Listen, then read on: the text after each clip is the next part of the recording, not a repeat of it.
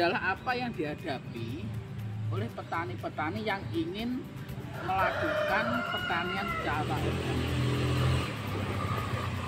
Ini Pak Ton, jadi kita mungkin tadi di belakang sejauh mana prospek organik, produk-produk dari pertanian. Prospek pertanian organik ini sebetulnya kalau kita boleh agak keluar, itu luar biasa. Saya sebetulnya punya pasar, ya, ada dari teman saya yang ada di Jakarta itu kebutuhan untuk gas organik ini luar biasa. Ya, ini sebetulnya merupakan kesempatan bagi petani yang mungkin nanti di wilayah Kabupaten secara umum, bukan hanya di wilayah saya. Mungkin saya nanti harus menyampaikan pada teman-teman saya, tidak aja di Kabupaten, mungkin yang di lain, bahwa saya punya pasar di Jakarta. Permintaannya itu per minggu luar biasa. Tapi ini belum, karena selama ini yang ada pertanian organik masih di beberapa kecamatan yang ada di kabupaten. Ini aja belum mampu mencukupi, gitu loh.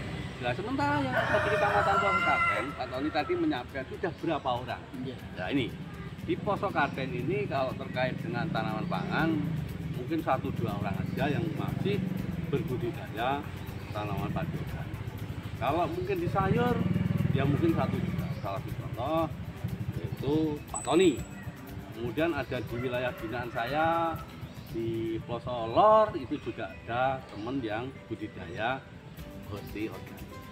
Nah, inilah kami merupakan tantangan dengan program, dengan keinginan Mas Dito selaku Bupati Kabupaten Kediri yang ingin mendorong tanaman ataupun semua pertanian organik menjadi semangat.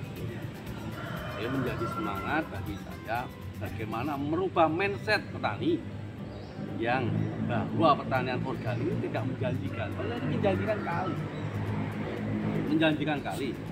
Ya, ini pengalaman saya, Pak. Ini kan saya juga punya kebun saya itu ya mungkin kecil lah, ya bisa lah buat untuk menanam sayuran seperti lombok, tanaman kenikir, kemudian bayam, sawi, brokoli, tomat, terong. Itu di kebun saya itu memang beragam jenis lah, beragam jenis ya, sayuran untuk skala rumah tangga. Itu kemarin saya juga mempraktekkan, saya coba tanaman lombok yang saya tanam di kebun saya itu bebas dari unsur kimia. Seperti NPK kimia itu saya tidak pakai, tapi saya coba lihat di YouTube itu bagaimana membuat POC. POC itu adalah pupuk organik cair, itu dari sampah dapur.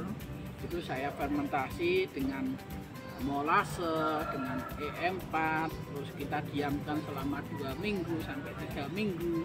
Kemudian air lindingnya itu kita ambil, kemudian coba kita siramkan ke tanaman kita yang ada di kebun, juga berhasil lah. Sampai lombok di kebun saya itu juga berbuah lebat sampai sekarang. Itu tanpa adanya unsur kimiawi yang saya pergunakan. Nah, secara skala rumah tangga mungkin itu kan juga membantu di pengeluaran. Misalkan sekarang lombok itu harganya 120 misalkan. 120. Misalkan kita punya 20 batang tanaman cabai atau lombok kecil cabai rawit, itu kan misalkan dalam 1 hari ya, kalau bahasa Jawanya itu kita dapat 1 tekem. Nah, itu 1 tekem itu kan 1 buat sayur, 2 untuk sambal, kemudian yang sisanya nanti kita jual kan bisa. Menurut jenengan selaku PPL, misalkan kita masih terkait dengan usaha organik itu kan pasti warga itu berpikir modal pasti besar. Kalau organik tadi sudah disampaikan bahwa ketika kita mengolah pertanian organik, satu itu harus steril, harus ada pematang, harus ada jarak pemisah antara yang organik maupun anorganik. Selain itu nanti juga pengelolaan tanah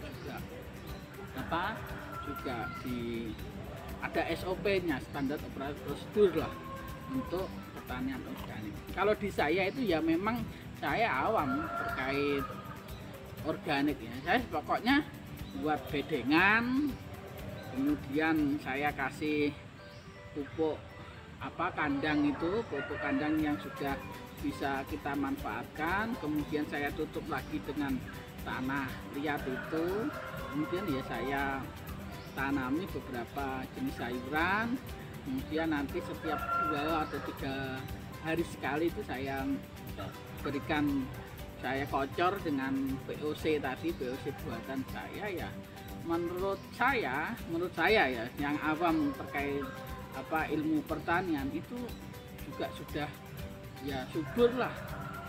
Tapi ya nggak tahu apakah subur sekarang terus 3 minggu lagi terus mati, kan itu saya juga nggak tahu. Nah ini menurut jenengan itu kita mengedukasi masyarakat secara kecil aja, skala kecil, skala rumah tangga. Organik tidak harus dengan kita membuat harus di lahan yang besar, lahan yang besar, tapi skala kecil mungkin dari masukan Bapak PPL Pak Suntoro itu seperti apa. Jadi nanti kita bisa mengedukasi warga ya, untuk kebutuhan rumah tangga. Jadi terima kasih. Apa yang dilakukan oleh Pak Tony itu merupakan salah satu terobosan daripada program yang dinamakan sekarang itu B2L. Kalau kemarin B2L itu pelindungan lingkungan lestari. Kalau kemarin namanya KLPL bekerja. Saya selaku penyuluh pertanian, sebetulnya setiap saya melakukan penyuluhan, apalagi di ibu-ibu ya, kalau ibu-ibu namanya KWT, kelompok wanita. Ini sudah kami berikan pemahaman bahwa bertani itu sebetulnya tidak harus di sawah. Bertani itu bisa di lingkungan rumah dengan memanfaatkan sejengkal tanah ini bisa. Di lahan sempit tidak harus luas, sempit pun bisa. Kita bisa menggunakan polybag, kita bisa menggunakan bedengan kecil. Nah, makanya itu kita harus bisa merubah mindset, pola pikir bahwa pertanian organik itu mahal. Enggak. Karena apa yang dilakukan Pak Tony tadi, menggunakan sampah, kemudian menggunakan mungkin membuat pakai bonggol pisah. Ini betulnya potensi-potensi yang ada di sekitar kita ini bisa kita manfaatkan untuk berbudidaya organik. Apalagi dengan sekarang kondisi kaitannya dengan pupuk kimia yang sulit, ya. Karena subsidi pupuk dikurangi, anggaran untuk digunakan untuk karena ini sekarang kita lagi kena COVID, ya. Ini betulnya menjadi pemicu, menjadi motivasi kita untuk bagaimana berbudidaya organik. Lingkungan di pedesaan ini kan masih pekarangan luas. Ini bisa kita tanami. Jangan sampai kita mungkin sebagai laki-laki harus mendorong pada ibu-ibu menyediakan tanaman-tanaman ini. Sekarang coba kita cabai 120. Seandainya kita di lingkungan kita ini punya tanaman cabai karena banyak-banyak, tadi Pak Tony 20 batang, ini sudah mengurangi pengeluaran berapa? Kalau kita sudah punya, istri kita tidak perlu ke toko, tidak perlu ke pasar, tidak perlu kita harus pagi-pagi bahasa Jawa ini nyegat gak keletek, ya kita tinggal ke belakang seperti udah. Inilah makanya kami selaku penyuluh selalu mendorong bagaimana memanfaatkan pekarangan yang di sekitar ini. Kemudian kaitannya dengan ini, kita saat ini kita ada di Sumber Songo. Ini ingin menjadi suatu wahana. Ya, kami mendorong lingkungan di sekitar Sumber Songo ini, khususnya di lahan pemajakan. Kami berharap di pekarangan kebonan di belakang rumah ini kita berbudidaya organik. Nanti ada tamu ya, kita bisa menjualnya. Menjual apa? Ya pengunjung-pengunjung ini kita langsung bisa petik di lahan. Ini tujuan saya bagaimana Sumber Songo ini harus jadi. Kami selaku mungkin satu, saya sebagai PPL, kemudian saya juga jadi lembaga di desa. Saya kan harus mendorong, inilah saat pengabdian saya. Selain saya penyuluh, tapi saya sebagai masyarakat langgan ingin sekali meningkatkan pendapatan daripada warga yang ada di desa Kandang ini. Salah satunya yaitu mendorong bagaimana petani organik ini bisa kita laksanakan di lahan pekarangan. Tidak harus di sawah, ya, tidak harus di sawah, tapi di pekarangan bisa. Itu Pak. Terima kasih. Nah, ini kan banyak lah teknik pertanian. Seperti di kota kita banyak tahu, kalau di kota mungkin lahan sempit bisa menggunakan polybag, bisa menggunakan apa plant bag gitu ya, planter bag. Kemudian juga teknik pertanian sekarang yang masih yang booming itu kan hidroponik maupun aquaponik. Nah itu bedanya apa? Apakah hidroponik kan itu menggunakan air ya, media air, kemudian media tanam itu kayak seperti apa gelas air mineral itu yang plastik itu dilubangi, kemudian nanti airnya diberi nutrisi. Nah, apa bedanya itu terkait dengan apa hidroponik, aquaponik maupun organik? Jadi yang membedakan sebetulnya kalau kita bicara budidaya organik, aquaponik, ini kan bedanya di media. Kalau kita mungkin pemahaman di masyarakat itu rata-rata kalau dia menyampaikan tahunya itu hidroponik ya itu pasti organik. Ini pengetahuan bagi orang yang awam. Karena apa? Ini yang perlu kita luruskan. Saat ini memang lagi ngetren hidroponik. Ya, ini suatu terobosan sebetulnya kalau hidroponik ini bagi orang-orang perkotaan yang lahannya sempit. Ya, dia memanfaatkan daripada limbah-limbah yang dia punya. Contoh aqua, itu bisa menjadi tempat untuk bercocok tanam. Dengan media tumbuhnya itu yang ada di air. Nah, air itu bagaimana? Ya kita kasih nutrisi. Nah, kalau kita yang ada di desa, sebetulnya kita cukup menggunakan polybag saja. Kenapa? Ibu-ibu tentunya yang ada di dapur banyak sampah minyak, ya, minyak goreng. Nah, itu kan ada plastiknya. Ini bisa menjadi tempat media, gitu loh. Nah, kemudian peternakan di desa biasanya kita ngapain kok kita buang-buang, kita jual, ya, itu kita jadikan, kita proses menjadi vokasi, kemudian menjadi media tanam organik. Ini penting sekali, nggak perlu sebetulnya, oke lah, bagi orang yang di perkotaan ini menggunakan hidroponik, bisa di lantai atas, bisa di tembok-tembok, itu bagi orang kota memang saya kira pas. Kalau kita yang ada di desa ini, kita sebetulnya biar ngirit sampah-sampah yang ada di dapur ini bisa kita jadikan tempat media untuk bercocok tanam organik. Jadi ini yang harus kita dorong pada masyarakat kita, sampah-sampah yang ada di lingkungan kita bisa kita manfaatkan untuk budidaya tanaman. VOC Pak Tony mudah sekali membuatnya. Tadi Pak Tony sudah memulai. Kita itu ya bagaimana ya, harus pandai-pandai melihat peluang. Nah, ini tapi kami selaku penyuluh pendamping tidak intinya mendorong daripada bapak-bapak untuk betul-betul membantu ibu-ibu khususnya di KWT membantu apa? Dia kegiatan yang ada di lingkungan rumahnya ini untuk bercocok tanam organik. Ya, terima kasih. Mungkin penjabaran, penjelasan apa yang disampaikan oleh Pak Suntoro itu memang sangat bermanfaat untuk kita semua. Ternyata juga kita jangan sampai tergantung pada kimia.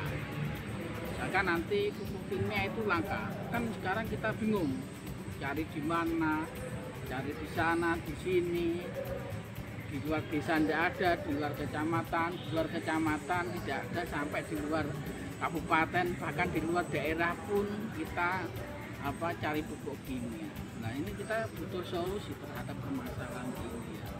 Salah satu solusinya itu adalah dengan menanam dengan sistem pertanian organik, tidak dengan lahan yang luas, tapi juga di pekarangan kita sendiri pun yang sempit itu juga bisa ya.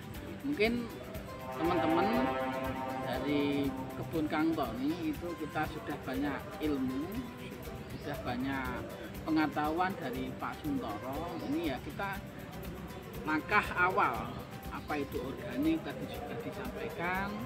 Nah, itu juga nanti kita berkelanjutan. Ini kita juga mengkampanyekan agar supaya satu warga masyarakat itu misalkan yang tidak punya kebun ataupun tidak punya sawah ataupun lahan pertanian, itu kan salah satu di antara manfaat organik itu ya kita skala rumah tangga. Satu memang untuk membantu kebutuhan dapur kita. Selain kita menghemat, kita juga ya berkarya lah. Satu itu. Yang kedua, organik itu juga berpengaruh kepada kesehatan kita. Dengan makanan yang full kimia itu juga berpengaruh jelek pada kesehatan kita. Tetapi dengan memakan makanan yang organik itu kan membantu satu kita terhindar dari penyakit-penyakit yang diakibatkan oleh kimiawi tersebut. Mungkin itu saja Pak Sun, terima kasih. Nanti bisa dilanjut kita misalkan ke kebun organik, ke kebun siapa, dan nanti kita pengen live lah, pengen menggali lagi lah. Ternyata juga organik itu selain menyehatkan juga menguntungkan. Jadi kita tidak serta-merta hanya menanam organik tanpa nanti ya meskipun itu nanti keuntungan tidak seberapa, satu keuntungan untuk kesehatan kita itu yang paling utama. Ya, terima kasih teman-teman yang ada di Kang Tony, kebun Kang Tony. Itu jangan lupa nanti kita juga hadir di YouTube, kemudian di IG kebun Kang Tony. Nanti juga rekaman ini nanti bisa dilihat di IG-nya Pak Suntoro. Kalau boleh tahu nama IG-nya apa Pak Sun? Ya, Suntoro Kromowijoyo. Ya, apa lihat itu ya, apa? IG-nya namanya Suntoro Kromowijoyo. Ya, Suntoro Kromowijoyo. Oh, Kromowijoyo. Ya, nanti kita upload di situ dan nanti kita ya melakukan kegiatan ini satu memang bentuk pemerhati kita terhadap warga kita, bagaimana nanti bisa mengedukasi warga satu dengan pertanian organik juga kita bisa. Terima kasih, sekian, selamat sore, ketemu di lain kesempatan. Saya akhiri, tetap semangat. Assalamualaikum warahmatullahi wabarakatuh.